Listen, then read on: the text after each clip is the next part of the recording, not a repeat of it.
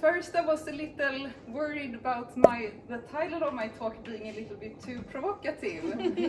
But after listening to the other talks today, I feel like there is belief that community has a place to be in learning, and we are seeing a lot of good things coming out of it. So I'm Emilia, and I have been working as a learning experience designer and facilitator for the past more than 10 years now. It's been a really long time. And at the moment I'm working with Housebase, where I lead our learning communities. So of course I wanted to take the opportunity to talk about community here today. And how I really believe that community is the future of learning, and something that can really support us, especially in this age of AI. So something that we heard already from other speakers here today, and this is a frustration that I also hear from many people in the community that I'm leading, and conversations. This is also something that I've been experiencing. I design a great course, I launch it, people complete it, they're really happy about it, and then we wait for the results and the behaviors to change, and it's maybe not exactly what we expected.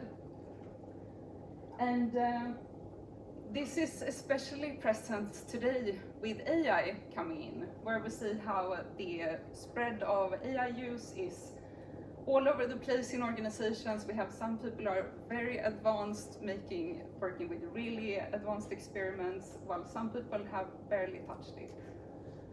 And I'm not saying that we're bad at making courses, but I think community has a really good opportunity to help us get more out from the courses that we create. And especially in AI right now, I heard a lot of conversations recently in podcasts and blog posts about how also it's hard as the central learning to keep up with the ways that the use of AI is evolving in organizations. And to be honest, a lot of times there are people out there in the organization that are learning faster than we can teach them. So what can we do instead? And we already heard a lot of great examples of that here today, how community can help support learning and knowledge sharing in organizations. And I'm not saying that we're never ever gonna design a course again, but communities can really support and courses and help us get more out of it. And that's really what the opportunity is as well in creating communities, because we don't just learn from the content, we also learn a lot when we connect with each other and we share ideas, insights, knowledge, we challenge each other, we solve problems together, we ask each other for feedback. And that's something that community can really support us with a place for. And we mentioned the AI chatbots and the ChatGPT, everyone are using the AI coaches, and of course we can always ask an AI a question. But when we go to a community, we also get experiences, real life stories that are closer to our working reality as well. So, and that human connection and that energy we get from that as well can really fuel motivation and make it also more fun to work. And so what do we get then from community? We get peer support, of course, something that's very helpful when we're trying new things and learning new things. We get access to the collective intelligence of the group. We get more engaging learning experiences. But really want to push this note again, it also becomes more fun. And when we have fun and we learn together, we also get more motivated, and that will also help support the performance in the end. So I wanted to share two really short stories about community and learning in action. At Hitachi, they're using Housebase to support their green energy transformation. And what's really interesting here is how they, instead of just doing a transformation where they kind of push down the change from above, people are invited to co-create the change. They're also learning from each other, because change most of the time also include some kind of learning to take place so that we can do things in a different way. And at the Contour brands, which is the home of brands like Lee and Wrangler, I didn't know who Contour brands were before, but now I know.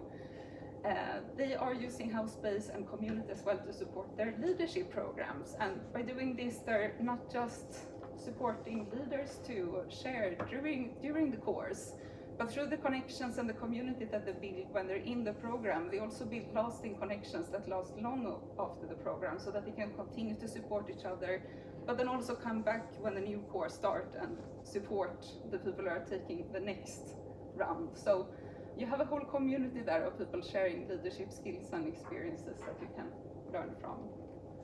So how can you get started with this yourself, you're wondering? Hopefully, I hope many of you will be more curious to start your own communities. And it might seem like a lot of work, but you have to start somewhere. So first, I would recommend tying it to a business goal. This way you can get support and buy-in, and you can get resources, the time commitment people need to engage in this community, so it's not just another thing that you add on top of your work. And this can be things such as transformation, it can be onboarding. We also want to define a clear purpose of the community so that the conversations and discussions we have there are focused and not too much all over the place. And this can be connected as well to the business outcome. We also want to start tracking early ROI, of course, so that we can show the value of what we're building. And this can be things such as looking for signals that we're changing, like, what was I gonna say there? We're solving problems faster, we're maybe building better team dynamics, working better together.